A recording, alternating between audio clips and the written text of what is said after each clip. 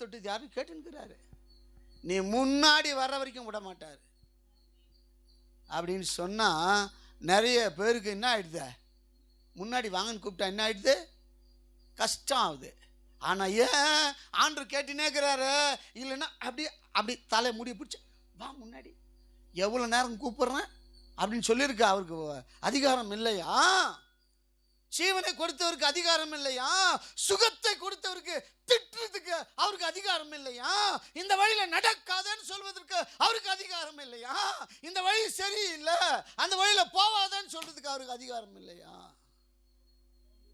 நீங்க வளர்ந்துட்டுமா, படிச்சுட்டுமா, பணம் சம்பாதிக்கிறோமா, காசு மேல விசுவாசம் இருந்தா இயேசு உன்னை விட்டு அப்படி ஓதி நின்றுடுவார். ஹல்லேலூயா. இயேசு மேல விசுவாசம் இருந்தா அது எந்த மாதிரி வேலையா இருந்தாலும் சரி, எந்த மாதிரி பிசினஸ் இருந்தாலும் சரி, எந்த மாதிரி காரியமா இருந்தாலும் சரி, காசு உன் காலுக்கிட்ட வந்து விடணும்.